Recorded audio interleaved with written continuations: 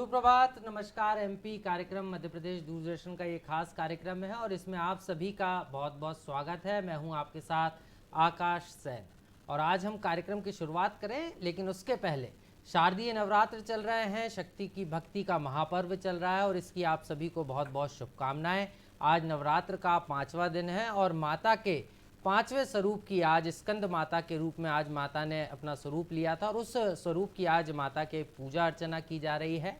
और इसी के साथ एक बार पुनः आपको बहुत बहुत शुभकामनाएं, बधाई और माता आपके सभी कष्टों को दूर करे, ऐसी हमारी प्रार्थना है। और कार्यक्रम में आगे बढ़ेंगे, लेकिन उसके पहले जान लेते हैं आज की तिथि क्या है और क्या कुछ तिथि कहती है आज की, कि क्या विक्रम संवत है, क्या तिथि है, क्या पंचांग है, उस पर एक नज़र डाल लेते हैं।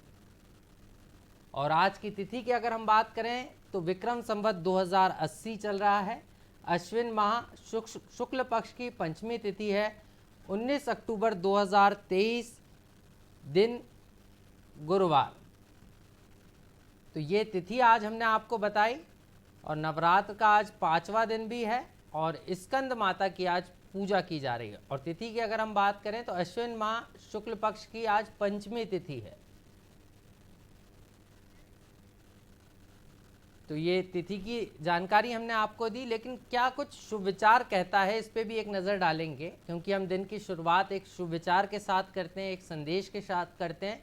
और जब सुबह हम उठते हैं तो एक संदेश अगर हमारे मन में हो तो निश्चित रूप से हमारा जीवन सुखमय होता है और एक लक्ष्य के साथ हम आगे बढ़ते हैं। और आज के अगर सुविचार पर अगर हम नज़र डालें तो जीवन ना तो भविष्य में है और ना ही अतीत में, जीवन तो केवल वर्तमान में है। तो ये बड़ी बात है कि हमें हमेशा भविष्य की चिंता रहती है या अतीत में हमसे जो गलतियां हुई हैं या जो हम असफल हुए हैं उसके बारे में हम सोचते हैं, लेकिन हमें अपने वर्तमान को बेहतर करना चाहिए। वर्तमान में हम किस तरीके से अपने लक्ष्यों को हासिल कर सकते हैं उस पर फोकस होकर काम करना चाहिए, क्योंकि ये कहा भी जाता है कि असफलता का मतलब ये नहीं होता कि हम हार गए या हम असफल हो गए या फेल हो गए। असफलता का मतलब होता है कि हम लर्नर हैं और हम उससे असफलता से लर्न करके सफल ज़रूर हो सकते हैं। इसलिए निराश नहीं होना है, जीवन में वर्तमान में जिए तो आप बेहतर तरीके से आगे बढ़ सकते हैं और सफल हो सकते हैं। और इसी विषय पर आज हम चर्चा भी करने वाले हैं। नवरात्र के महत्व को भी हम समझेंगे। हम ये भी समझेंगे कि इनकम टैक्स के क्या स्लैब्स हैं, इनकम टैक्स भरना क्यों ज़रूरी है, इस पर भी आज चर्चा होगी। लेकिन उसके पहले एक नज़र डाल लेते हैं आज का इतिहास क्या कहता है, क्या कुछ कहती है आज की तारीख, इस पे एक नज़र डाल लेते हैं। और आज के इतिहास की अगर हम बात करें तो 1950 में मदर टेरेसा ने कलकत्ता में मिशनरी ऑफ चैरिटीज़ की स्थापना की थी। इसके अलावा 1952 की बात करें तो श्री रामुलु पुट्टी ने पृथक आंध्र राज्य के लिए आमरण अनशन शुरू किया था। इसके अलावा 1970 की अगर हम बात करें तो भारत में निर्मित पहला मिग 21 विमान भारतीय वायुसेना में शामिल किया गया था। ये बड़ी बात है। मिग 21 हमने देखा कि भारत पाकिस्तान के युद्ध के दौरान भी इस विमान ने काफ़ी सराहनीय कार्य किया था। और 1983 की बात अगर हम करें तो भारतीय मूल के अमेरिकी नागरिक डॉक्टर एस चंद्रशेखरन को एक अन्य अमेरिकी वैज्ञानिक के साथ भौतिकी का नोबेल पुरस्कार दिया गया था। इसके अलावा 2003 की अगर हम बात करें तो पोप जॉन पॉल द्वितीय ने मदर टेरेसा को धन्य घोषित किया था। यह संत की उपाधि दिए जाने की दिशा में पहला कदम होता है। तो ये आज का तिथि हमने आपको बताई थी। तिथि के बाद तो विचार आपको बताया, इतिहास भी बताया कि आज के तारीख का क्या इतिहास है। इतिहास के साथ साथ आज क्योंकि नवरात्र भी चल रहे हैं, शारदीय नवरात्र है और ऐसे में शक्ति की भक्ति का महापर्व इसे कहा जाता है। पूरे देश में आराधना में लीन जो हैं माँ दुर्गा के भक्त हैं और इसलिए हम कार्यक्रम की शुरुआत भी आज नवरात्र के साथ करेंगे। और हमारे विषय भी है नवरात्रि का महत्व और इनकम टैक्स क्या है। दो अलग अलग विषयों पर हम चर्चा करेंगे आज। लेकिन सबसे पहले आपकी मेहमानों से तारुफ करा देता हूँ। हमारे साथ मशहूर, आपने सुना होगा, साहित्यकार हैं, लेखक हैं, इसके अलावा ACS रहे हैं, रिटायर्ड ACS हैं, सीनियर IAS हैं, मनोज श्रीवास्तव सर हैं हमारे साथ। बहुत बहुत स्वागत है सर आपका। इसके अलावा हमारे साथ विजय कुमार सोनी जी भी हैं, इनकम टैक्स कमिश्नर हैं, एग्जाम्पशन मध्य प्रदेश छत्तीसगढ़ का चार्ज है सर के पास। सर आपका भी बहुत बहुत स्वागत है। नमस्कार। तो दो विषयों पर आज हम चर्चा करने वाले हैं, लेकिन जैसे कि शक्ति की भक्ति का आराधना का महापर्व चल रहा है, तो नवरात्र के साथ कार्यक्रम की शुरुआत करेंगे। सर आपसे ही मनोज सर शुरुआत करना चाहूँगा, क्योंकि शक्ति की आराधना के बिना सब कुछ अधूरा है और नवरात्र चल रहे हैं।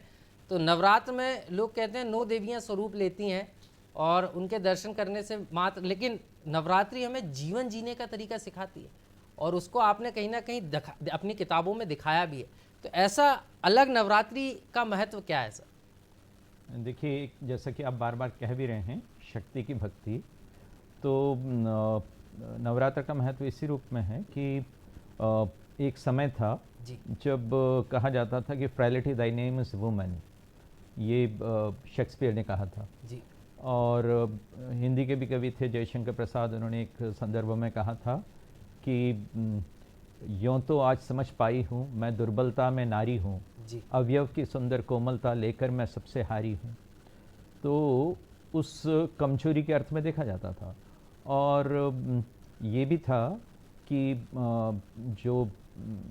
जब भारत में जो है उसके ठीक विपरीत इस बात को ख़त्म करने के लिए शक्ति की संकल्पना की गई, शक्ति की अवधारणा की गई जी। तो उसमें जो है ये बात आई कि देवी जो हैं वो सिर्फ स्त्री की सहायता के लिए नहीं बल्कि देवताओं की सहायता के लिए भी आकार लेती हैं जी। और उस तब से ये जो है परंपरा पूरी शुरू हुई। जी जी। यानी ये स्त्री का एक तरह से नवीन अभिकल्पन था जो कि इसमें हुआ जी। और उस समय देखें तो ग्रीको रोमन सोसाइटी जो थी उस समय तो वहाँ ये स्थिति थी कि उनके यहाँ पुरुष अंगरक्षक रखे जाते थे, काइरियोस कहलाते थे वो, स्त्री की रक्षा के लिए जी। और स्त्री की आयु गणना ही जो है तब शुरू होती थी जबकि उसका विवाह हो जाता था। जी जी। और प्लेटो जो थे वो कहते थे कि स्त्री जो है वो उसके पास आत्मा नहीं होती और सिर्फ पुरुष ही जो है परमात्मा के द्वारा बनाए गए हैं, स्त्री नहीं।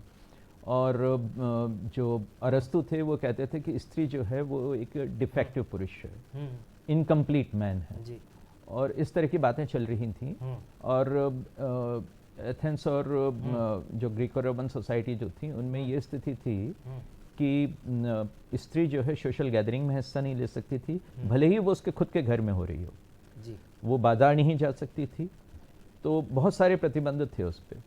उसकी तुलना में भारत में जो है उस समय ये स्थिति चल रही थी कि हम देवी की संकल्पना कर रहे थे, देवी की अवधारणा कर रहे थे जी। तो वो जो बिल्कुल नई अवधारणा थी और इसलिए जो है वो नवलता की बात उससे आई और ये नवरात्रि जो है उससे चली है जी जी।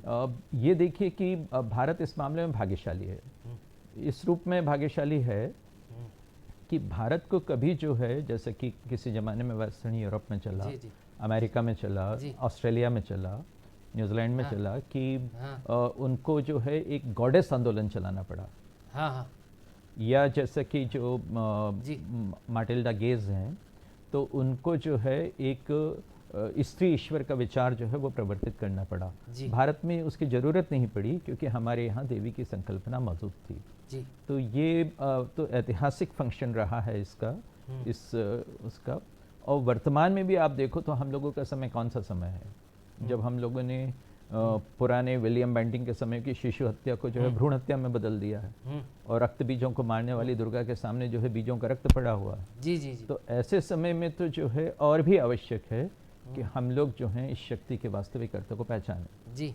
तो वो काम आज हो रहा है जी। निश्चित रूप से सर लौटूंगा आपके पास। तो सर ने देवी की अवधारणा के बारे में भी आपको बताया कि कैसे माँ दुर्गा की जो अवधारणा थी और कैसे पहले विश्व में अगर हम बात करें तो जब सामाजिक ताना बाना था तो महिलाओं को अलग रखा जाता था, लेकिन भारत की जो परंपरा थी उसने कहीं ना कहीं एक संदेश देने का काम भी किया और स्त्री को मान सम्मान दिलाने का काम भी किया। इस पर आगे भी हम चर्चा करेंगे, लेकिन बात आज हम इनकम टैक्स की भी कर रहे हैं कि इनकम टैक्स भरना क्यों ज़रूरी है, इनकम टैक्स के क्या मायने हैं, क्या अवधारणा है इनकम टैक्स की और क्या सरकार ने योजनाएं चलाई हैं इनकम टैक्स को ज़्यादा से ज़्यादा लोग भरे, क्यों ज़रूरी है। क्योंकि अगर देश का विकास होता है तो कहीं ना कहीं इनकम टैक्स से जो आय होती है इसी के ज़रिए हम देखते हैं कि देश का विकास होता है। क्यों ज़रूरी है ये समझेंगे। विजय कुमार सोनी जी मेरे साथ हैं। सर आपसे समझना चाह रहा था, जब बात आती है इनकम टैक्स की तो लोगों के मन में एक ये भी रहता है कि हमारी आय का एक बहुत बड़ा हिस्सा टैक्स के रूप में चले जाएगा। तो सबसे पहले तो मैं यही समझना चाहूँगा कि भारत में जो टैक्स कलेक्शन की विधा है वो लोगों के मन से ये निकालना बहुत ज़रूरी है। हम देख रहे हैं कि कई लोग अभी भी चाहते हैं कि टैक्स ना लगे, और यही कारण है कि वो अपनी आय कम बताएंगे, और कहीं से आ भी जाएगा तो उसको बचाने की कोशिश करें। टैक्स जमा करना क्यों ज़रूरी? टैक्स जमा करना इसलिए ज़रूरी है क्योंकि टैक्स जो आपके पास गवर्नमेंट के पास आता है जी। उससे गवर्नमेंट योजनाएं चलाती है, सड़क बनाती है, बिजली आधारभूत संरचनाएं पैदा करती है। तो देश के विकास के लिए जितना अच्छा टैक्स का ढांचा रहेगा, जितना कलेक्शन आएगा, उतना आधारभूत संरचना के साथ साथ निचले तबकों का, ग्रामीण क्षेत्रों में भी विकास की योजनाएं आएगी। और जहाँ तक आपने बात की कि लोग इनकम पे प्रॉपर टैक्स देने से कुछ कतराते हैं, तो ऐसा नहीं है। अब डिजिटाइजेशन में लोगों में ये कंसेप्ट बढ़ा है कि जब तक हमारे पास कैपिटल नहीं होगी हम आगे नहीं बढ़ पाएंगे। और काफ़ी इंफॉर्मेशन डिपार्टमेंट के पास अलग अलग सोर्सेज से आती है, तो आज टैक्स की चोरी करना बहुत आसान नहीं रहा है। तो लोगों के मन में अब वो भय धीरे धीरे कम होते जा रहा है। देखेंगे पहले, आज से 5-6 साल पहले रिटर्न फाइल करने वाले 1 या 2 करोड़ लोग इंडिया में हुआ करते थे। आज उनका परसेंटेज काफ़ी बढ़ा है, 5 से 6 करोड़ लोग आज रिटर्न फाइल कर रहे हैं, और धीरे धीरे रेशो बढ़ रहा है।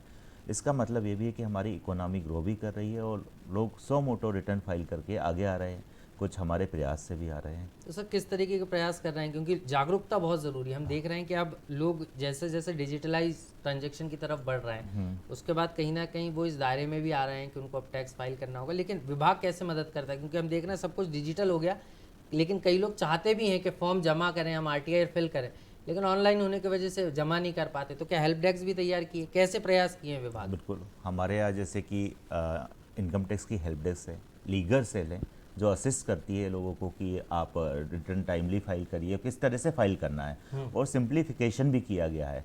जैसे कई सर्विस वाले हैं, उनके लिए आप फॉर्म 1 में, आप ITR 1 में आप उसको रिटर्न को भर सकते हैं। तो सिंप्लीफिकेशन काफ़ी किया गया है, तो लोग ज़्यादा से ज़्यादा टैक्स भर सके।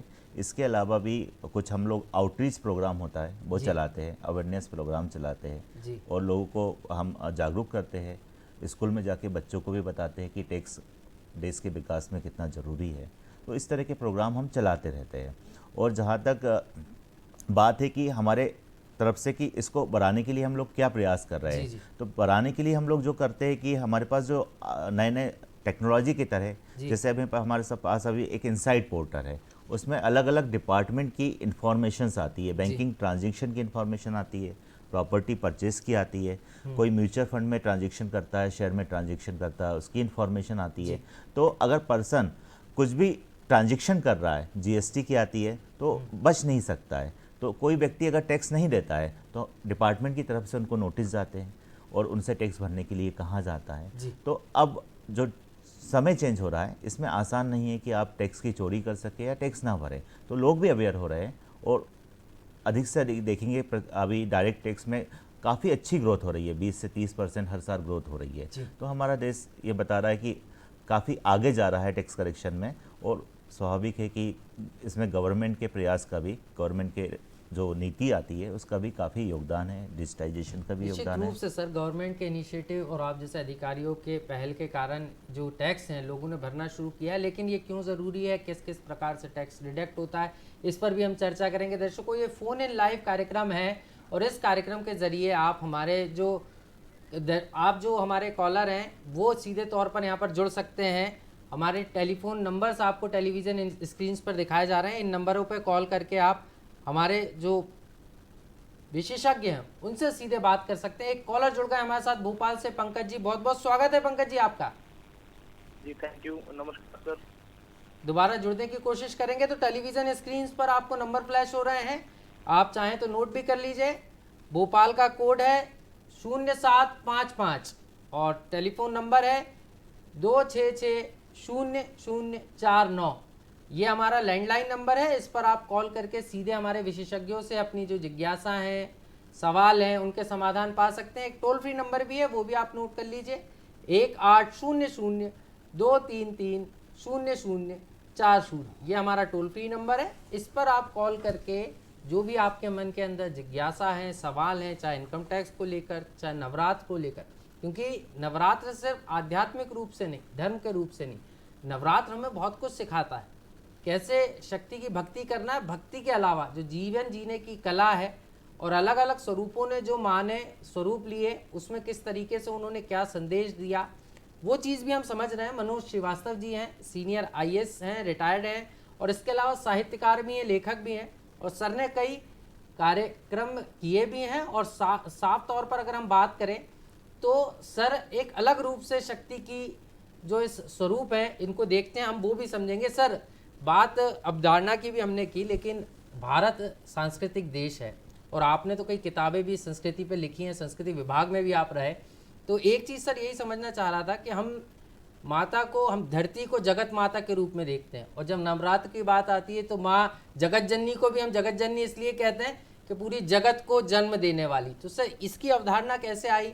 और अगर हम बात करें तो ये जगत जननी जो आता है, क्योंकि हम कहते भी अम्बे तू जगदम्बे काली, तो ये जो पूरी अवधारणा है, क्योंकि जगत को माता मानना और वो पूरा स्वरूप माँ में देखना, तो इस स्वरूप की अगर हम अवधारणा को समझें तो कैसे समझें? हाँ, ये कहा गया है, दुर्गा सप्तशती में भी कहा गया, अखिल मातर जगतोखिलस्य, या ये कहा गया कि या देवी सर्वभूतेषु मातृ रूपेण संस्थिता नमस्ते।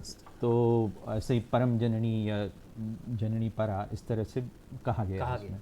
लेकिन आप देखिए कि जो दुर्गा सप्तशती के तीनों चरित्र हैं, यानी प्रथम चरित्र, मध्यम चरित्र, उत्तर चरित्र, तीनों में, एक में महाकाली हैं, एक में महालक्ष्मी हैं, एक में महासरस्वती हैं। कहीं भी जो है वो माँ वाला जो पारंपरिक जो गतानुगतिक जो चरित्र है वो नहीं है। एक जगह महाकाली जो है वो विष्णु को जगाने का काम कर रही हैं, एक दूसरी जगह महाकाली जो है वो एक असुर से अकेले भिड़ रही है, और एक जगह जो है वो महासरस्वती के रूप में उनके साथ स्त्रियों की बहुत सारी संख्या है, और वो जो है असुरों का नाश कर रही हैं वहाँ पर। तीनों जगह जो है वो चाइल्ड बियरिंग वाला जो ट्रेडिशनल रोल है ना, वो नहीं दिया गया। तो इसका मतलब ये है कि किसी व्यक्तिगत मातृत्व के जो है एकांत से उनको मुक्त रखा गया। हमारे यहाँ दिक्कत ये होती है कि हम लोग स्त्री की अस्मिता को सिर्फ उसके मातृत्व से जोड़ देते हैं, निश्चित रूप से, जबकि जो है इसका संदेश ये है कि जो सबकी माँ है तो वो जो है किसी एक विशेष कुक्षी केंद्रित जो है मातृत्व से नहीं जुड़ी हुई है।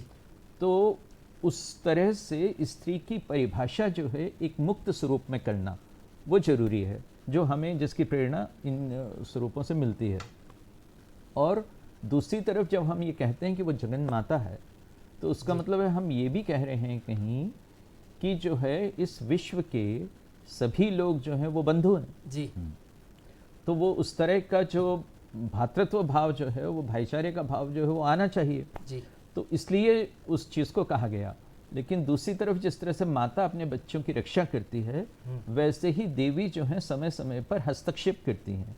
वो निष्क्रिय मुद्रा में नहीं रहती।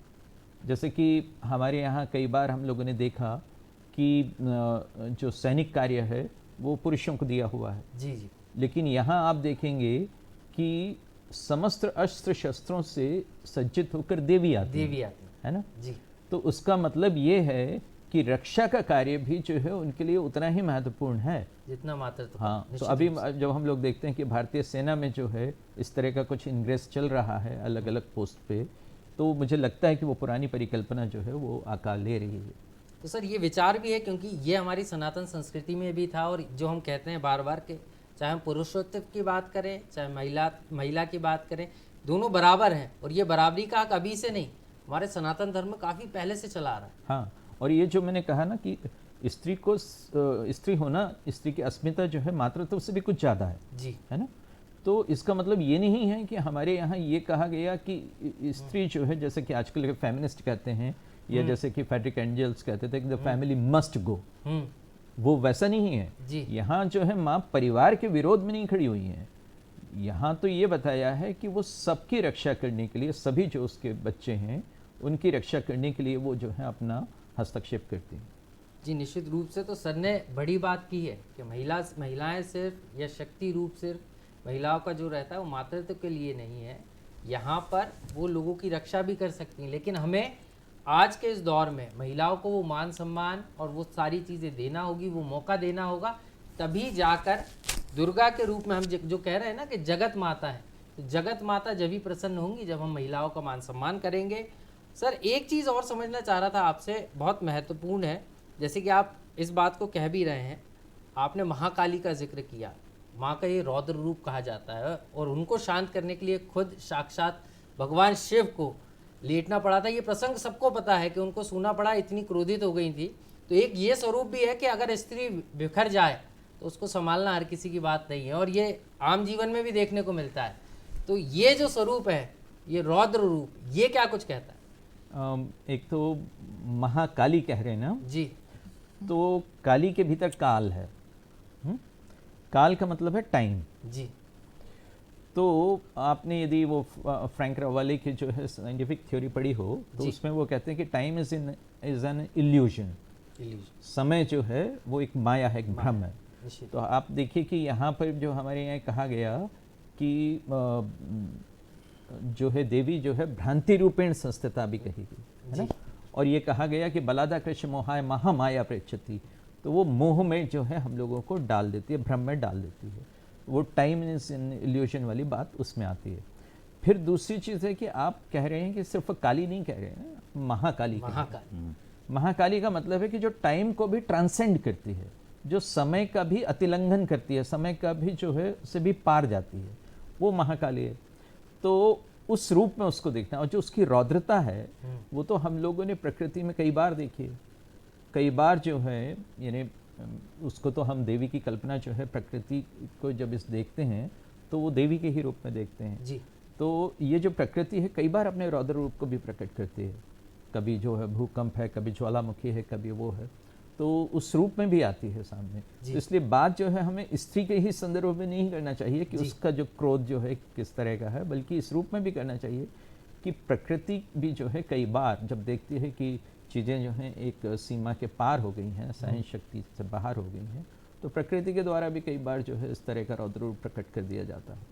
और यही कारण है सर कि प्रकृति को माँ पार्वती से जोड़कर भी देखा गया। लौटूंगा सर आपके पास। तो सर काफ़ी महत्वपूर्ण बात बता भी रहे हैं, शक्ति की भक्ति का पर्व भी चल रहा है, आराधना भी सब कर रहे हैं, लेकिन नवरात्र के 9 दिन माता के 9 स्वरूप को भी हम आपको बता रहे हैं कि कैसे माँ ने स्वरूप ली और माँ के इन स्वरूप के पीछे क्या संदेश जुड़ा है, क्या संदेश छुपा है। और इसके अलावा अगर हम बात करें तो ये भी बता रहे हैं आपको कि कैसे माँ ने जीवन जीने की कला सिखाई है, क्या संदेश दिया और उसको अपनाना है। और एक बड़ी बात है कि प्रकृति ही पार्वती है, तो ये भी हमको समझना होगा, प्रकृति संरक्षण के लिए भी हमको काम करना होगा। लौटूंगा सर आपके पास। जी, एक बात मैं बोलूं जी जी जी कि वो जो 9 रूप की आप बार बार बात कर रहे हैं ना, तो प्रथमम शैलपुत्री च, द्वितीयम ब्रह्मचारिणी, तृतीयम चंद्रघंटी, कुष्मांडी, चतुर्थम पंचमम स्कंदमाती, षष्ठम कात्यायनी च, सप्तमम कालरात्रि, ऐसे महागौरी थी, चाशमम, नवमम च सिद्धिदात्री, इस तरह से कहा गया है। ये 9 रूप हैं जो इसमें होते। लेकिन आप ध्यान दीजिए कि वो 9 अलग अलग रूप नहीं है जी, वो एक ही स्त्री के विकास की अवस्था है। पहले शैलपुत्री है। शैलपुत्री का मतलब है कि वो हिमालय की बेटी, जो पर्वत की बेटी, पहाड़ों की बेटी। तो पहाड़ों की बेटी तो नदी भी होती है ना, तो नदी जैसे जब निकलती है तो जितनी उच्छृंखल, चंचल, चपल वो होती है, शरारती होती है, तो उस तरह से बचपन में होता है लड़की के, तो वो बचपन है। और वो जिद्दी भी होती है थोड़ी, तो शैल या शिला की तरह, रॉक की तरह जिद्दी भी, बचपन का वो है। फिर उसके बाद जो है ब्रह्मचारिणी वाली अवस्था आती है, जो दूसरे दिन आप मनाते हैं। दूसरे दिन जो वो अवस्था है ब्रह्मचारिणी की, वो है विद्यार्थी की अवस्था, छात्र की। तो जो है हमारे यहाँ कभी भी स्त्री की शिक्षा पे प्रतिबंध नहीं था, तो इसलिए ब्रह्मवादिनियाँ भी हुआ करती थी। तो वो ब्रह्मचारिणी जो है आगे शिक्षा प्राप्त करके ब्रह्मवादिनी बनती थी। तो वो दूसरा रूप है। तीसरा रूप है चंद्रघंटेती, जब सौंदर्य आता है, जब आपका मस्तक भी जो है ऐसा लगता है कि जैसे चंद्रमा चमक रहा हो। बिल्कुल सर, लौट रहा हूँ, एक कॉलर जुड़ गए हमारे साथ। जी स्वागत है आपका, सवाल पूछिए।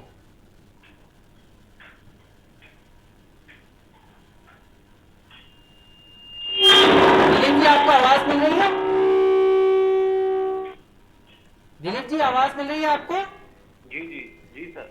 आप टेलीविजन की वॉल्यूम कम कर लीजिए और फिर सवाल पूछिए। सर मेरा सवाल ये है, मेरी आईटीआर भरने की डेट 31 जुलाई ड्यू निकल चुकी है, क्या मैं अभी भी आईटीआर भर सकता हूँ? जी जी विजय जी, जी जी बिल्कुल आपके सवाल का जवाब ले लेते हैं। विजय सर हमारे साथ हैं। जी विजय सर, आरटीआर की डेट निकल गई है। बिल्कुल, आप बिलेटेड रिटर्न फाइल करने की भी एक डेट होती है, आप 31 दिसंबर तक बिलेटेड रिटर्न भर सकते हैं। बस थोड़ा सा अगर आपका कुछ टैक्स डिमांड आती है, थोड़ा इंटरेस्ट का ही आपको ज़्यादा देना पड़ेगा, लेकिन अभी भी आप भर सकते हैं।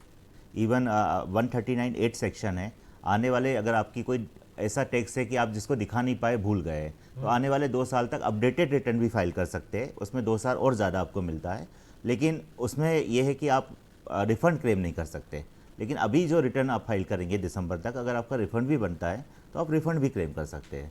इवन अगर आपने कोई गलती कर दी है रिटर्न भरने में, तो रिवाइज रिटर्न का भी प्रोविज़न है, वो भी आप दिसंबर तक फाइल कर सकते हैं। तो ये सारे प्रोविजंस हैं। दिलीप जी, आपने सुना होगा एक्सपर्ट को हमारे कि किस तरीके से आप फाइल कर सकते हैं। हम नवरात्र की बात कर रहे थे, लौटूंगा सर, आपके पास भी लौटूंगा, लेकिन यहाँ पर डायरेक्ट और इनडायरेक्ट टैक्स भी क्या होता है सर, ये भी एक समझना चाह रहा था मैं आपसे कि डायरेक्ट और इनडायरेक्ट टैक्स क्या है, क्योंकि फिर हम बात नवरात्र की करेंगे तो फिर से 9 स्वरूपों को भी समझेंगे। बिल्कुल जी, डायरेक्ट टैक्स प्रॉफिट और इनकम पे लगाया जाता है, और indirect tax goods and service पे। मैं आपको एग्जांपल देता हूँ, जैसे इनकम टैक्स है, तो आप जैसे जो इनकम नेट प्रॉफिट ड्राइव करते हैं उस पर टैक्स लगाता है। माना कि आपका जैसे किसी उसमें आपने टर्नओवर आया 10 करोड़ 1 करोड़, खर्चे काट के एक्चुअली जो प्रॉफिट होता है उस पर टैक्स होता है, वो डायरेक्ट टैक्स होता है। और गुड्स एंड सर्विस, जैसे कि आप कुछ खरीदते हैं, सामान खरीदते हैं, उसमें टैक्स इनबिल्ट होता है। सर्विसेज, आप जैसे मूवी देखने जाते हैं, उसमें जो टैक्स होता है, तो ये इनडायरेक्ट टैक्सेस होते हैं। तो दोनों का ही अपना योगदान होता है। तो हम लोग डायरेक्ट टैक्स से डील करते हैं।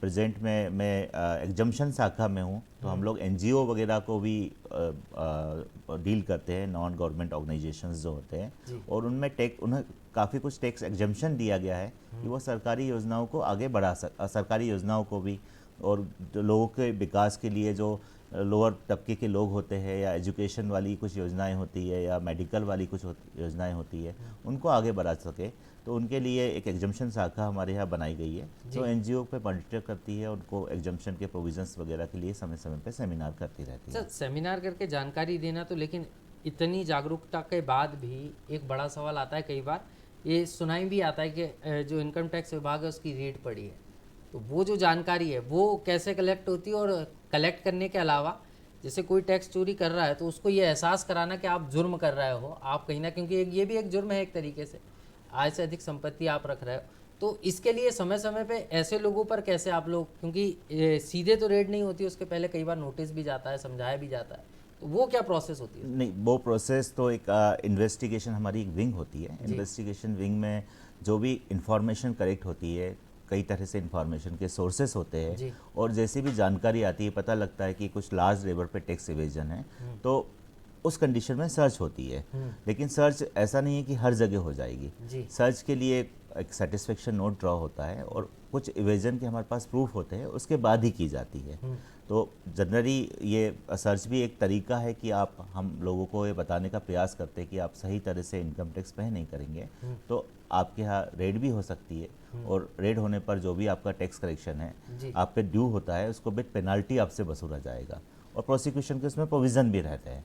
तो इनकम टैक्स भरना बहुत ज़रूरी है, अगर आप नहीं भरेंगे तो विद पेनल्टी आपसे वसूली की जाएगी। मतलब इनकम टैक्स विभाग नज़र रखे हुए है आपकी वित्तीय स्थिति पर भी, और ये भी समझने की कोशिश कर रहा है कि आपके पास बहुत सारे छूट के अवसर भी हैं, जहाँ पर आप अगर कुछ खर्चा करते हैं तो निश्चित रूप से इसके लिए हेल्प डेस्क बनाई गई है। अगर आप नहीं भर पा रहे हैं, हेल्प डेस्क पर आप संपर्क करें, आपकी पूरी मदद की जाएगी। सर, इसके अलावा स्कूल, कॉलेजेस और जो एनजीओ की हम बात कर रहे थे, स्कूल, कॉलेज, हॉस्पिटल, ये जो चल रहे हैं, तो इसमें भी 2 तरीके के चलते हैं, एक प्राइवेट होता है और एक सेमी प्राइवेट है, और एक पूरा पब्लिक के लिए होता है कि हम जो हमारे पास अलग जो कंपनी है उसका जो अलग से फंड होता है, उस फंड के जरिए हम एनजीओ के रूप में उसको संचालित करते हैं। तो इसमें भी कोई छूट देते हैं क्या? बिल्कुल, जैसे कि हमारे यहाँ 12 एग्जम्पशन के कुछ सेक्शंस है, 11, 12 एंड 13। ये सेक्शन डील करते हैं कि जो भी नॉन प्रॉफिटेबल ऑर्गेनाइजेशन है, जी जी, गवर्नमेंट भी हो सकते हैं, नॉन गवर्नमेंट भी हो सकते हैं, एनजीओज भी हो सकते हैं, मेडिकल के हो सकते हैं, स्कूल हो सकते हैं, सोसाइटी हो सकती है, ट्रस्ट हो सकते हैं। अगर ये पब्लिक यूटिलिटी के लिए, मतलब पब्लिक के वेलफेयर के लिए वर्क कर रहे हैं और नॉन प्रॉफिटेबल तरह से काम कर रहे हैं, तो हमारी एग्जम्पशन शाखा में आकर एक सोसाइटी का गठन करके 12A का क्लेम कर सकते हैं। और अगर बहुत अच्छा काम करते हैं और charity larger than public interest है तो हम उनको 80G भी देते हैं। 80G में जैसे आपको जहाँ से सर डोनेशन मिलता है, जैसे आप जो NGO होते हैं या ऑर्गेनाइजेशंस होते हैं चैरिटेबल, उनको फंडिंग गवर्नमेंट से भी मिलती है, प्राइवेट से भी मिलती है, लेकिन उनका चूँकि पर्पस जो है कि सोसाइटी के जो हाशिए पर बैठे व्यक्ति है या मेडिकल के लिए लोगों के हेल्प की जा सके, एजुकेशन में हेल्प की जा सके, तो उसको डोनेशन को बढ़ाने के लिए 80G का प्रोविज़न है। जैसे आप किसी सोसाइटी या ऑर्गेनाइजेशन जिसको 80G रजिस्टर्ड है उसको आप 5 लाख का डोनेशन देते हैं तो उसका 50% आप एग्जम्पशन में क्लेम कर सकते हैं। तो इस तरह से गवर्नमेंट प्रमोट करती है कि आप चैरिटेबल वर्क को सही तरह से आगे बढ़ाए, आगे चलाए। और यहाँ पे कई मेडिकल कॉलेजेस हैं या कई स्कूल्स हैं जो 12A में एग्जम्पशन क्लेम करते हैं, लेकिन विभाग उनकी प्रॉपर मॉनिटरिंग भी करता है। अगर उनका फंक्शन चैरिटेबल नहीं पाया जाता है तो उनका 12A 80G कैंसिल भी किया जाता है।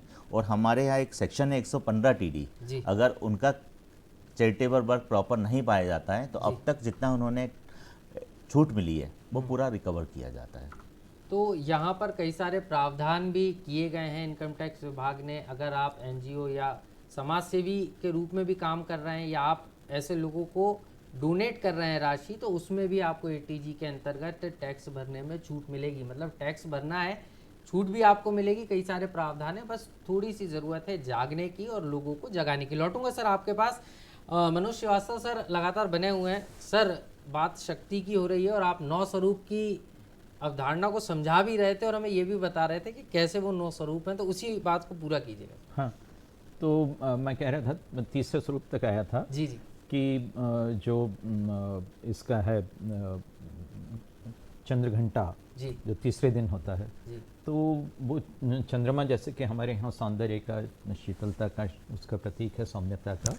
तो उम्र की एक अवस्था ऐसी आती है जब यौवन की अवस्था, जब वो उस तरह का सौंदर्य, और वो चंद्रघंटा जो है, एक तो देवी का मस्तक है जो आधा है, दूसरा शिव हैं जो कि उसको पूरा करते हैं और फिर वो पूरा 1 घंटा जो है बनता है उस तरह से। तो वो जो है उस तरह से शिव और शक्ति के मिलन की अवस्था है, विवाह की अवस्था है जो किसी स्त्री के जीवन में देखें तो। फिर उसके बाद आता है कुष्मांडा। कुष्मांडा गर्भवती अवस्था है। तो माना यह जाता है कि शक्ति जो है जब गर्भवती हुई तो ये ब्रह्मांड, जैसे कोई लोग भुवनांड भी कहते हैं, कुछ जो है उसको विश्वांड भी कहते हैं, कुछ लोग हेमांड भी कहते हैं, लेकिन वो जो है एक अवस्था थी। तो वो जो गर्भावस्था है कुष्मांडा देवी के रूप में उसको बताया गया है। फिर उसके बाद स्कंद माता, जब आप माँ बनते हैं तो स्कंद जो है कार्तिकेय के रूप में जो है वो आता वात्सल्य। स्कंद मातेति कात्यायनी थी। फिर कात्यायनी के रूप में आप जो हैं एक भूमिका का निर्वाह करते हैं जिसमें महिषासुर की और जो इस तरह से आपके संघर्ष होते हैं, ऐसे करते हुए तमाम अवस्थाएं हैं। तो वो मेरा कहना ये है कि नारी जो है उसको जो है देवी प्रतिकायित करती हैं, यानी देवी उस एक तरह से प्रतिनिधि रूप है देवी का, जिसमें जो वो जितना एक कहना ये दिव्य उपस्थिति है उसी के साथ साथ वो जो दुर्गा सप्तशती में कहा गया है कि विश्व की समस्त स्त्रियां जो हैं वो आप में प्रतिबिंबित होती हैं। आपके लौट रहा हूं सर, आपके पास एक और कॉलर जुड़ गए, राजेश जी हमारे साथ। बहुत बहुत स्वागत है राजेश जी, सवाल पूछिए। सर, आईटीआर फाइल करने में क्या क्या सावधानियां बरतनी चाहिए? जी, एक बार फिर विजय कुमार जी से सवाल है सर आपसे, आईटीआर फाइल भरने में क्या क्या सावधानियां? देखिए, आईटीआर फाइल करने में आपको सावधानी ये भरना चाहिए सिंपल कि आप जिस कॉलम में, जैसे आप इनकम दिखा रहे हैं तो किस कॉलम में दिखाना है, कॉलम को आप सही भर दीजिए। एग्जम्पशन जैसे आप 80C का क्लेम करते हैं 1.5 लाख तक का है तो उसमें एक सेक्शन लिखा रहता है 80C का एग्जम्पशन।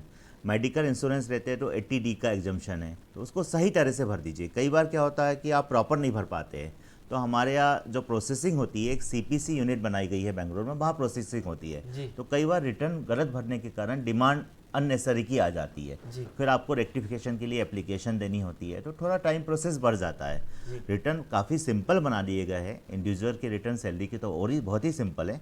एक बार जैसे होता है कि हमारे आप आयकर विभाग में भी जा सकते हैं, हमारी लीगल सेल है, हेल्प डेस्क है, वो भी आपकी मदद करते हैं, तो बहुत आसान है भरना। आप बस उसके जो कॉलम है उसको सही तरह से भर दीजिए। सर आजकल लैंग्वेज की बड़ी बात हो रही है और हम देखते हैं आरटीआर फिल करते हैं तो अधिकांश जो हिस्सा होता है वो अकाउंट्स में तो कहा भी जाता है इंग्लिश में होता है और कई लोग इंग्लिश नहीं समझ पाते, तो जो हेल्प डेस्क है वहाँ पर क्या ऐसे बाइलैंग्वेज लोग भी मौजूद हैं या अधिकारी मौजूद हैं जो उस व्यक्ति को हिंदी में बाकायदा समझाएं कि कहाँ कहाँ क्या भरना है, और वो हेल्प डेस्क का क्या कोई नंबर भी जारी किया है आयकर विभाग ने? बिल्कुल, हेल्प डेस्क हमारे यहाँ नंबर ऑनलाइन उसका नंबर है, आप गूगल में सर्च करेंगे तो जैसे भोपाल की हेल्प डेस्क है उसका नंबर मिल जाएगा। हेल्प डेस्क में 2 या 3 ITOs होते हैं और कुछ मेंबर्स भी होते हैं, तो वो आपकी बाकायदा हेल्प करते हैं। अगर आपको समझने में, लैंग्वेज समझने में कुछ परेशानी हो रही है, कॉलम किस कॉलम में भरना है, तो आपकी हेल्प करते हैं और आपको पूरा गाइड भी करते हैं। बहुत ही आसान है, बस थोड़ा सा आपको जागरूकता लाने की ज़रूरत है। मतलब कि आप थोड़ा जागरूकता ले आएंगे तो आप सही तरह से, प्रॉपर तरह से रिटर्न फाइल कर पाएंगे। तो आपको जागरूक होना है, मदद के लिए आयकर विभाग ने हेल्प डेस्क भी बनाई है। एक कॉलर हमारे साथ जुड़ गए, बहुत बहुत स्वागत है जी।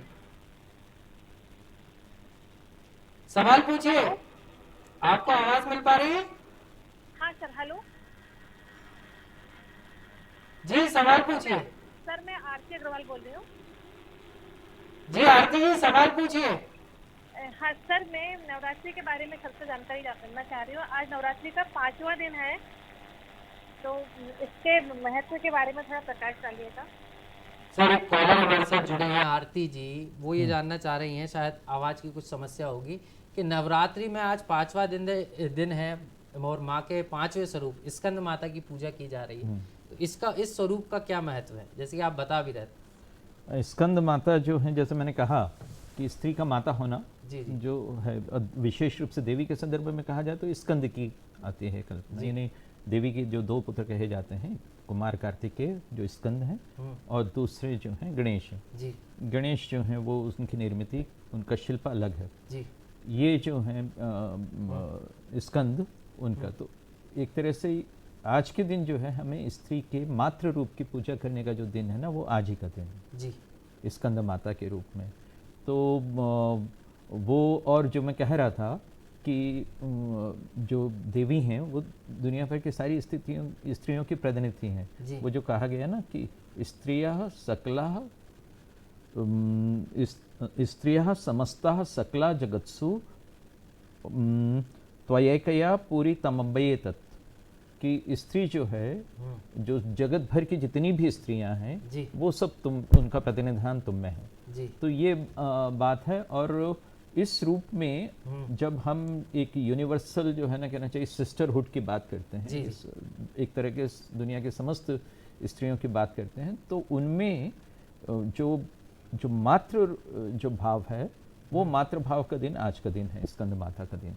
तो मातृ भाव का दिन यानी माँ की पूजा का दिन आज का दिन है, और ख़ास तौर पर जो मातृत्व का भाव होता है, माँ बेटे का रिश्ता हो, माँ बेटी का रिश्ता हो, उसको किस तरीके से निभाना है और क्या भूमिका है, उस तरीके का जो दिन है आज स्कंद माता के स्वरूप में माँ ने दर्शन दिए थे। सर एक चीज़ और समझना चाह रहा था कि बात हमेशा होती है कि माँ ने बहुत सारे स्वरूप लिए, लेकिन अल्टीमेटली वो था एक ही माँ पार्वती, जिनको प्रकृति माना गया, उनका ही स्वरूप। लेकिन हमने देखा कि माँ के जीवन में, हम कहते हैं आजकल के हमारे जीवन में अधिकांश घरों में ये चर्चा होती है कि हम ये चाह रहे थे, ये हो नहीं पा रहा है, परेशानियाँ हैं, लेकिन ऐसी परेशानियाँ और संघर्ष उस दौर में माँ ने भी झेली हैं और उस संघर्ष को पार किया और जीवन जीने का संदेश दिया है। चाहे बच्चे के वियोग में विलाप करने की बात हो, चाहे युद्ध की बात हो बच्चों के लिए। हाँ, यानी दुर्गा सप्तशती के जो तीनों चरित्र हैं जी, वो तीनों में संघर्ष युद्ध का कथानक है। एक में महामाया स्वयं युद्ध नहीं कर रही हैं, लेकिन भगवान विष्णु को इस हेतु योग्य बनाती हैं, वो उनको जगाती हैं, और एक तरह के जागरण का रूपक है जो उसमें प्रथम जो चरित्र है उसमें रचा गया है जी। लेकिन दूसरे में उनको महिषासुर से युद्ध करना पड़ता है। महिषासुर क्या है? महिषासुर एक ऐसा व्यक्ति है जिसने जो है प्रकृति की समस्त शक्तियों पर एकाधिकार कर लिया है, तो वो एक तरह से सत्ता की मोनोपोली का प्रतीक है, और वो भी ऐसी मोनोपोली जो कि दुष्ट है स्वभाव की। तो देवी जो है वहाँ पर युद्ध करती हैं, और तीसरा जो है उसमें आता है जो जब वो महालक्ष्मी के बाद महासरस्वती बनती हैं तीसरे चरित्र में, तो वो कई रूपों में अपनी वृद्धि कर लेती हैं। और इतिहास में स्त्री द्वारा पुरुषों के साथ साथ युद्ध में भाग लेने के तो बहुत सारे वो उदाहरण हैं। और मैं तो ये देखता हूँ कि भारत में भी जो है, चाहे दुर्गा हों, दुर्गावती हों, चाहे महारानी लक्ष्मीबाई हों, चाहे और भी इस तरह के जो उदाहरण हमें मिलते हैं, बहुत सारे उदाहरण हैं भारतीय, जिन्होंने कि भारतीय स्त्री को इस बात के लिए भी प्रेरित किया, और उन्होंने इसीलिए हमारे स्वतंत्रता संग्राम में और हमारी संस्कृति के लिए किए जाने वाले संघर्ष में उन्होंने भाग भी लिया बहुत अच्छी तरह से। तो वो ये बताती हैं कि संघर्ष जीवन का एक यथार्थ है, आप इससे पलायन नहीं कर सकते, आप इससे जो इसको ये मान के नहीं चल सकते कि हम यदि भले रहेंगे तो दुनिया भर के सारे लोग हमारे साथ भले रहेंगे, ऐसा नहीं है। दुनिया में बहुत कहना चाहिए कि पाप की शक्तियां हैं, दुष्टता की शक्तियां हैं, और वो आपको समय समय पर कठिनाई में डालेंगी। तब आपको जो है, लोग पुरुषार्थ की बात करते हैं, लेकिन स्त्री होने का अर्थ भी तब है कि जब आप संघर्ष करें। तो जो है जानबूझकर ये हमारे यहाँ दुर्गा की संकल्पना जो की गई है, या दुर्गा की जो अवधारणा है, या हम लोग जो मानते हैं, जो हमारी आस्था और जो हमारा विश्वास है, तो वो विश्वास इस बात पे आधारित है कि हम समझते हैं कि स्त्री को जो है किसी तरह की गलतफहमी में रखना और उसको डैडीज गर्ल बना के रखना वो उचित नहीं होगा। उसको जो है जीवन की इन हकीकतों से जो है हमें परिचित कराना चाहिए, रूबरू कराना होगा। और शायद यही कारण है कि माँ दुर्गा स्वरूप में, इस रूप में दर्शन देती है और हमें इन तमाम चीज़ों की जानकारी देती है। और इसको समझना भी होगा, सिर्फ आराधना के लिए नहीं, भक्ति के लिए नहीं, हमें इसको अपने जीवन में उतारना होगा कि जब माँ ने ये स्वरूप लिया तो इस स्वरूप के क्या मायने हैं और ये हमें जीवन जीने की क्या कला सिखाते हैं, इसको भी समझना होगा। हम बात इनकम टैक्स की भी कर रहे हैं, हमारे साथ विजय कुमार सोनी जी भी हैं, कमिश्नर ऑफ इनकम टैक्स हैं, एग्जाम्पशन डिपार्टमेंट के हेड हैं मध्य प्रदेश छत्तीसगढ़ के। सर, एक चीज़ और समझना चाह रहा था, बार बार इनकम टैक्स हम विभाग की बात करते हैं तो एक FAT फैट एफ की बात भी होती है और इनकम टैक्स की बात भी होती है, तो ये इसमें क्या संबंध है? हाँ। फैट एफ की अगर हम बात करें या इनकम टैक्स, क्या संबंध है और इसकी क्या पूरी परिकल्पना? देखिए, FATF मतलब financial action task force. Financial action task force मतलब कि इनकम टैक्स विभाग टैक्स वसूली ही नहीं करता है, कुछ ट्रांजैक्शन की मॉनिटरिंग भी करता है। फाइनेंशियल एक्शन टास्क फोर्स एक इंटरनेशनल ऑर्गेनाइजेशन है, इसका मुख्यालय पेरिस में है। तो इसका गठन हुआ था 1989 में, और इंडिया इसका सदस्य बना था, भारत इसका सदस्य बना था 2010 में। तो इसमें दो इश्यूज देखे जाते हैं, हम लोग मॉनिटर करते हैं, एक तो मनी लॉन्ड्रिंग और दूसरा टेररिस्ट फंडिंग आ रही है कि नहीं। तो आपके कोई भी ट्रांजैक्शंस होते हैं तो हम ये भी मॉनिटरिंग करते हैं कि मनी लॉन्ड्रिंग का उसमें कुछ इश्यूज तो नहीं आ रहा है। टेररिस्ट फंडिंग, क्योंकि आज टेररिज्म बड़ा इशू बना हुआ, तो टेररिस्ट फंडिंग तो नहीं आ रही है। और चूंकि NPOs जो होते हैं, नॉन प्रॉफिटेबल ऑर्गेनाइजेशन होते हैं, उनको कई जगह से फॉरेन फंडिंग मिलती है, तो उनके लिए भी बड़ी निगरानी करना ज़्यादा ज़रूरत पड़ती है कि उनकी जो फॉरेन फंडिंग है वो टेररिस्ट गतिविधियों से के लिए तो नहीं आ रही है, या मनी लॉन्ड्रिंग के लिए तो नहीं आ रही है। तो इस तरह की गतिविधियों की निगरानी के लिए FATF बनाया गया है, फॉरेन एक्शन टास्क फोर्स बनाया गया है। उसकी जो रिकमेंडेशन नंबर 8 है, उस पर हम लोग के डिपार्टमेंट से कुछ कमेंट्स मांगे जाते हैं। तो हमारे यहाँ जो भी सस्पिशियस चीज़ें आती है, हम लोग एक्सचेंज ऑफ इंफॉर्मेशन में वहाँ प्रोवाइड करते हैं। सर, एक चीज़ और यहाँ पे मैं समझना चाह रहा था, क्योंकि बात जब आती है, आपने कहा कि कई जगहों पर क्या पब्लिक डायरेक्ट रूप में आपके पास शिकायत भी कर सकती है, कई जगहों पर लोगों को भी पता होता है, जिसको हम कह सकते हैं कि जनता से भी क्या आपके पास जानकारी आने के लिए कोई प्लेटफॉर्म बना है? कई बार होता है कि टैक्स कम भर रहे हैं, तमाम चीज़ें, लेकिन वहाँ पर ऐसी कई तरीके की फंडिंग प्रोवाइड हो रही है, लोगों को, आसपास के जो लोग रहते हैं उनको ये जानकारी होती है, तो क्या विभाग से ऐसे भी जुड़ सकते हैं? क्योंकि हम देखते हैं अमूमन शिकायत पुलिस के पास जाती है, तो क्या आपके पास भी कोई शिकायत करने का एक पूरी कार्य योजना है, कोई प्लेटफॉर्म है? प्लेटफॉर्म जो है कि हमारे यहाँ जो HOD है, जैसे एग्जम्पशन में HOD फिलहाल में हूँ, उधर इन्वेस्टिगेशन डिपार्टमेंट है, एक कमिश्नरेट है, अलग अलग विभाग होते हैं, तो जिससे संबंधित जो शिकायतें हैं तो लिखित रूप से भी प्राप्त होती है। कुछ हमारे पोर्टल है, grievance portal, grievance redressal cell भी बनाई गई है, तो उनके थ्रू भी आप शिकायत कर सकते हैं, जैसे ई निवारण है, सीपी ग्राम है, ऐसे काफ़ी पोर्टल है। तो जो जो शिकायतें प्राप्त होती है, जैसे कि किसी के टैक्स एवेजन की शिकायत आ रही है, तो वो इन्वेस्टिगेशन विंग उसकी इंक्वायरी करती है, जांच करती है, वहाँ पे होती है। कंप्लेंट बाकायदा रजिस्टर्ड होती है, उसका निराकरण भी होता है, और जो शिकायतें आती है उस पर विभाग कार्रवाई भी करता है। लेकिन मतलब इसकी एक प्रॉपर प्रोसेस है। नहीं, प्रॉपर प्रोसेस है, जैसे कि आप भी जिक्र कर रहे हैं। लेकिन हम ये देखते हैं टैक्स चोरी जैसी बात है, कई बार उन्हीं के कार्यालय के कुछ कर्मचारी रहते हैं, उनको जानकारी रहती है और वो आप तक देना चाहते हैं, लेकिन मन में डर होता है कि अगर मैंने जानकारी दे दी तो मेरी नौकरी चली जाएगी। तो उस व्यक्ति की सुरक्षा, मतलब जो हमारा सोर्स है जहाँ से इन्फॉर्मेशन आ रही है, उसका नाम उजागर ना हो, इसके लिए भी कोई व्यवस्था हाँ, है? इसके लिए व्यवस्था है। विटनेस जो होते हैं, मतलब जो भी हमारे यहाँ इन्फॉर्मर्स होते हैं, वो लोग लिखित रूप में शिकायत कर सकते हैं और उनका नाम की सिक्रेसी रखी जाती है, और जो भी विभागीय एक्शन होती है तो उसमें उनका जो भी योगदान होता है उसके लिए मतलब कि गवर्नमेंट कुछ रिवार्ड योजनाएं भी चलाती है, उनको रिवार्ड भी मिलता है। लेकिन जानकारी जो होती है, आजकल क्या होता है कि कई तरह की बहुत सी जानकारी ऐसी आती है कि इन्फ्रेक्चर्स है, प्रॉपर जानकारी नहीं है, तो उसमें विभाग कोई कार्रवाई नहीं कर सकता है। जानकारी जब स्पेसिफिक होती है और सटीक होती है और लगता है कि इन्वेस्टिगेशन के लायक है, तो ज़रूरी नहीं है कि इस पर सर्च ही हो। उसका केस स्क्रूटनाइज होता है, बैंक खातों की जांच होकर उसके केस को रीओपन किया जा सकता है, टैक्स उस पर लेवी किया जा सकता है, टैक्सेशन लगाया जा सकता है। तो ऐसे बहुत सी चीज़ें हैं जो की जा सकती है, सर्वे किया जा सकता है। तो मतलब कि अगर कोई वाकई टैक्स एवेजन कर रहा है तो बेसिकली डिजिटाइजेशन में वो बच नहीं सकता है, लेकिन कई जगह डिजिटाइजेशन में इंफॉर्मेशन नहीं आती है, तो पब्लिक इंफॉर्मेशन प्रोवाइड कर सकती है। पोर्टल भी है, और विभाग में जो भी जैसे इन्वेस्टिगेशन विंग में देना चाहे, किसी एग्जम्पशन शाखा में देना चाहे, कमिश्नर ऑफिस में देना चाहे, विभाग उसको बाकायदा कार्रवाई करता है। तो कार्रवाई यहाँ पर करता है। अगर आपके पास कोई ऐसी जानकारी है और आप देना चाहते हैं तो निश्चित रूप से दे सकते हैं, इससे देश की मदद होगी। लेकिन यहाँ सावधानी ये भी रखना है कि जानकारी सही हो, क्योंकि ये ज़रूरी है। नहीं तो हम अगर गलती से भी गलत जानकारी देंगे तो विभाग का भी समय खराब होगा, और इस समय क्योंकि बहुत उपयोगी है।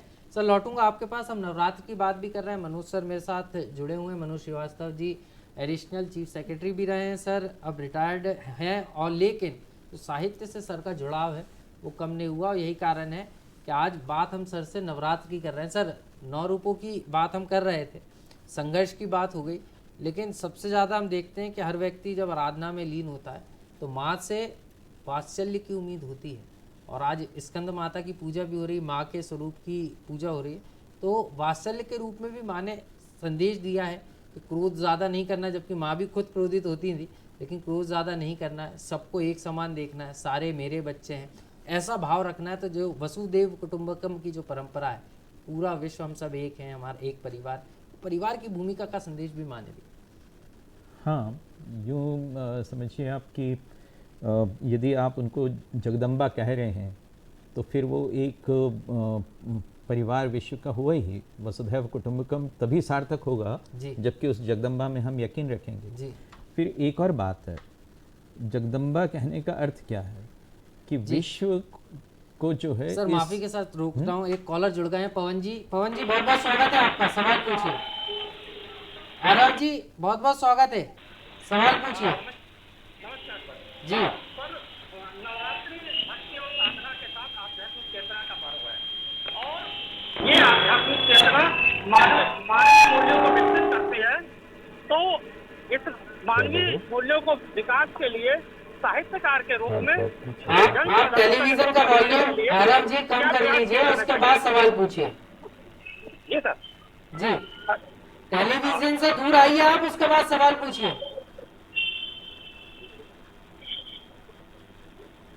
जी आरव जी सवाल पूछिए। मैं सर ये जानना चाहता हूँ कि नवरात्रि आध्यात्मिक चेतना का पर्व है, एक साहित्यकार के रूप में मानवीय मूल्यों को विकसित करने के लिए इस आध्यात्मिक चेतना के विकास के लिए क्या प्रयास किए जाने चाहिए? सर, आध्यात्मिक चेतना को बढ़ावा देने के लिए, क्योंकि नवरात्रि आध्यात्मिक रूप से भी है और उसको सामाजिक रूप से जोड़ने के लिए क्या प्रयास होना चाहिए, इस तरीके का सवाल आरव जी ने पूछा है कि वो कुल मिलाकर अगर हम देखें तो मानव जीवन से जोड़ने की बात की गई है, जिससे मानव जीवन को पथ प्रदर्शक के रूप में माँ का जीवन नजर आए। हाँ, जो मैं कह रहा था वो बात जी कि जगदम्बा जो है, जब अपन कहते हैं तो उसका अर्थ क्या होता है? जी। एक तो ये होता है कि हम सब लोग जो हैं, चूँकि उन्हीं के ही संतान हैं, उन्हीं की संतति हैं, तो इसलिए विश्व में जो तमाम किस्म के भेदभाव चलते रहते हैं, संकीर्णताएं चलती रहती हैं, उनसे ऊपर उठना चाहिए, जी वो देखना चाहिए। दूसरा एक और महत्वपूर्ण बात है कि तब हम ये भी कह रहे हैं कि जगत की उत्पत्ति जो है माँ से हुई है, तभी जी। तो वो जगदम्बा है। जगदम्बा। तो इसका मतलब है कि वो बात है उत्पत्ति की, निर्मिति की नहीं। जी कई लोग जो हैं ईश्वर को इस रूप में परिभाषित करते हैं कि जैसे वो कोई एक क्रिएटर है और जिसने जो है अपना इंटेलिजेंट डिज़ाइन के जरिए जो है विश्व को रचा है। यहाँ तो ये कहा जा रहा है कि उत्पन्न हुआ है, और उत्पन्न होने के बाद जो है फिर विश्व जो है विकास के अपने क्रम में, जैसे कि बच्चा बड़ा होता है वैसे ही विश्व जो है होगा। जी तो जगदम्बा की बात में ये भी छुपा हुआ है। अब जो इसकी सामाजिकता की बात कही, तो शुरू से ही मैं कह रहा हूँ कि हम अध्यात्म को जो है जब तक अपने समाज में, अपने जीवन में प्रासंगिक नहीं बनाएंगे, जबकि वो दिन प्रतिदिन जो है हमारे लिए एक प्रेरणा की उपस्थिति की तरह नहीं रहेगा, जी तब तक ये बात नहीं बनेगी।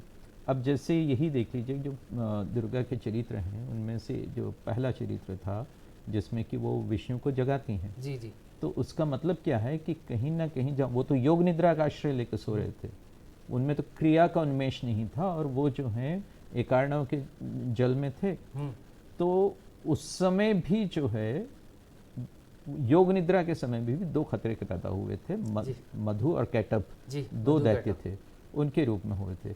आप वो कहते हैं कि वो उनके कान के मेल से हुए थे जी वो, और ये भी कथा आती है कि उन दैत्यों ने जो है वेद जो है, जिन्हें श्रुति कहा जाता है, वो चुरा लिए थे। जी वो श्रुति जो है ज्ञान जो सुना गया था, ईश्वर ने जो दिया था उसको ग्रहण किया, जी तो उस श्रुति में जो है मलिनता इन दोनों उत्पन्न हुई, जी तो जो है इस तरह के दो मधु और कैटभ हुए।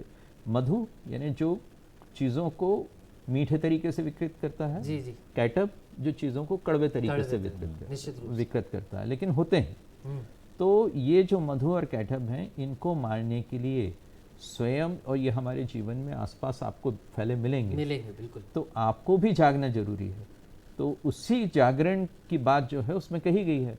हमारे यहाँ जब भारत जो है गुलाम था, तो कैसे जो है जयशंकर प्रसाद कह रहे थे कि बीती बिभावरी जागरी, और या कैसे जो है निराला कह रहे थे कि जागो फिर एक बार। तो वो जो जगाने की बात है, हम में से बहुत सारे लोग आज भी जो हैं तमाम किस्म की मोह निद्राओं में सोए हुए हैं, जबकि हमें सामाजिक रूप से सावधान और सतर्क होना चाहिए। तमाम किस्म के षड्यंत्र रचे जा रहे हैं, तमाम किस्म की साजिशें हैं जो इस देश की एकता को तोड़ने के लिए जो हैं चल रही हैं, इस देश का बाल्कनाइजेशन करने के लिए चल रही हैं, और इसी तरह से हमारे सामाजिक जीवन में ही ये सब भेदभाव फैलाने की कोशिश चल रही हैं। तो हमें जब ध्यान रखना चाहिए कि यदि माँ हैं हमारी, जगदम्बा हैं, तो फिर वो एकता का परिचय हम लोग दें। निश्चित रूप से वो एकता का परिचय देना होगा। हमारी जो संस्कृति है उसको हमें सहेजने के लिए जागरूक होना होगा। ये बात सर ने कही है। लौटूंगा सर आपके पास। बात हम इनकम टैक्स की भी कर रहे हैं और विजय कुमार सोनी जी लगातार मेरे साथ बने हुए हैं। सर से भी समझ लेते हैं। सर, इनकम टैक्स में एक इशू हम देखते हैं जो बहुत आता है, वो होता है रिफंड का। क्योंकि इनकम टैक्स तो फाइल कर दिया, कई बार लोग महीनों नहीं सालों भी परेशान होते हैं, मेरा रिफंड नहीं आया, 2 साल हो गए। तो ये जो परेशानी है, ये इस परेशानी का क्या सॉल्यूशन है? और दूसरा, अगर रिफंड नहीं आ रहा है तो कहाँ पर कैसे अप्लाई करना है, या इसके लिए भी कोई हेल्प डेस्क है क्या? बिल्कुल। जहाँ तक रिफ़ंड की बात है कि हाँ कुछ समस्याएं हमारे यहाँ रिफ़ंड में ग्रीवेंस को दूर करने के लिए एक सेंटर प्रोसेसिंग यूनिट बनाई गई थी, बेंगलोर में है। इसका पूरा मॉनिटरिंग करती है, वहाँ प्रोसेस होता है रिटर्न वगैरह, उसके बाद डिटरमाइन होता है कि रिफ़ंड कितना है। तो रिफ़ंड की कुछ समय प्रॉब्लम इसलिए आई कि आप ITR में सही कारण में सही तरह से आप फिल नहीं कर पाते थे, तो कुछ समस्याएं रही, लेकिन उसके लिए आप हेल्प डेस्क थी, रेक्टिफिकेशन फाइल करके सही तरह से आप रिफ़ंड क्लेम कर सकते थे। लेकिन अभी 1-2 साल में, अभी हाल ही फिलहाल में 6 महीने से CPC2 पोर्टर डिजिटाइजेशन के इसमें नया पोर्टर आया है, तो 95% तो समस्या नहीं आ रही है। 5% अगर समस्या आती है तो आप रेक्टिफिकेशन एप्लीकेशन फाइल कर सकते हैं, विभाग में हेल्प डेस्क में संपर्क कर सकते हैं और अपने कंसर्न AO के पास भी जा सकते हैं। ग्रीवेंस सेल में ग्रीवेंस भी फाइल कर सकते हैं। आजकल CP ग्राम में आपको 30 डेज में ग्रीवेंस का रिड्रेसर करना होता है। तो ऐसे पोर्टर बने हैं कि आपका सॉल्यूशन नहीं भी मिलता है तो आपको तुरंत सॉल्यूशन करके दिया जाता है और राइट्स आने के बाद उनका निराकरण भी किया जाता है। निश्चित रूप से तो जो एग्जाम्पशन का लाभ है वो आपको मिल सकता है रिफंड का। सर, कार्यक्रम के अंतिम बेला में चलते चलते आपसे संदेश चाहूँगा जो जनता को देना चाहें। कार्यक्रम के अंतिम बेरा में मैं ये कहना चाहूँगा कि जैसे मनोज श्रीवास्तव सर ने कहा कि हमको अपने राष्ट्रीय एकता को बढ़ाने के लिए, राष्ट्रीय विकास के लिए योग निद्रा से जागने की आवश्यकता है और शक्ति के पर्व का यही महत्व है। तो ज़रूरत है, मैं चूँकि डिपार्टमेंट से जुड़ा हूँ तो मैं यही कहूँगा कि आप अपना टैक्स सही समय पे प्रॉपर तरह से दें और देश के विकास में अपना योगदान दें, क्योंकि तो देश के विकास में योगदान दें, ये बात जो है सर ने कही है, विजय कुमार सोनी जी ने। और हमारे साथ मौजूद मनोज श्रीवास्तव सर भी हैं। सर, नवरात्र की बात कर रहे थे लेकिन समय कैसे निकल गया पता नहीं चला, संदेश चाहूँगा। वो जो अभी मेरे साथी कह रहे थे, जी। मैं भी वो देश की ही बात करूँगा कि जो वैदिक शिव सूक्त है उसमें कहा गया है प्रादुर्भूतस्मिन् राष्ट्रस्मिन् कीर्तिं वृद्धिं ददातु में। तो देवी जो हैं वो राष्ट्र को कीर्ति दें, राष्ट्र को यश दें, इस शुभकामना के साथ। और हमें ये याद रखना चाहिए कि बंकिम चंद्र चटर्जी ने जो है जब वंदे मातरम लिखा था तो उसके बाद के स्टेंजा हैं तो उसमें उन्होंने कहा था दुर्गा दश प्रहर धारिणी कमला कमल दल विहारिणी जी। तो राष्ट्र के रूप में उन्होंने जो है वही देवी की कल्पना की थी। देवी जो है भारत माता जिन्हें हम कहते हैं जी, निश्चित रूप से सर, देवी भारत माता के रूप में पूजी जाती हैं और इसलिए हम उनको माँ भी कहते हैं। तो दर्शकों, कार्यक्रम में फिलहाल इतना ही। आप दोनों मेहमान हमारे साथ जुड़े, आपका बहुत बहुत धन्यवाद। नमस्कार।